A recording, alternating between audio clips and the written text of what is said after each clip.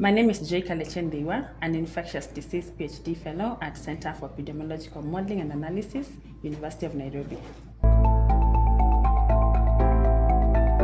Epidemiological modeling is a mathematical representation of disease transmission and its progression among populations. I believe that epidemiological modeling cannot be ignored in control and elimination of diseases because there are two options of dealing with control and elimination of diseases. We can either use opinion or we can use the results from mathematical models. So an opinion is, for example, if we go to the ground, for example, like an endemic area for schistosomiasis, and then we assume that all the populations there, maybe the adults are the ones to be treated because according to them, then they have the high burden of disease.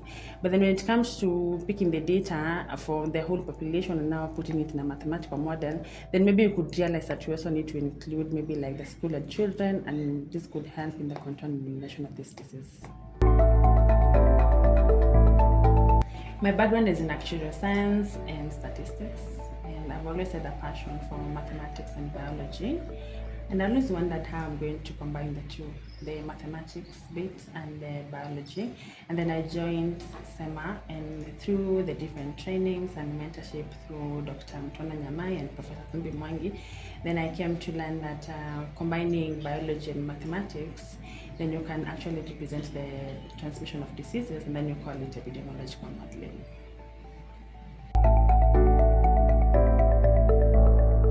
Well, before modeling, I was seeing the spread of diseases as isolated events where they were majorly affected by healthcare access. But then in my modeling journey, I've come to learn that disease spreads due to different factors, including environmental conditions, human behavior, and even the intervention strategies. So I'm taking an example of the MPOX model that we've been doing for the last 3 months, where we actually use the contact matrices, where we were looking at how maybe a 2-year-old is having a contact with a 65-year-old, and that could lead to a spread of a disease within a family or within a community.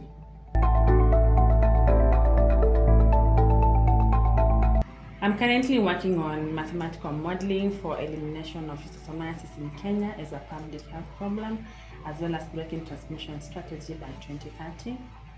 Well, schistosomiasis is still an endemic disease in Kenya, even after continuous mass drug administration, and therefore I'm looking at answering different questions to help in the elimination of this disease in Kenya by 2030. For instance, I'm using mathematical modeling to answer the questions like, can we include preschool children in the treatment of schistosomiasis in the endemic areas? Looking into this population has always been ignored, but then it could be the one that is leading to the resurgence of this disease in the endemic areas.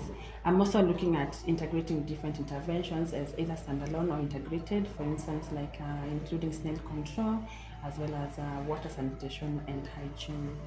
I hope that the results will be really needful for the program in Kenya for the elimination of the disease.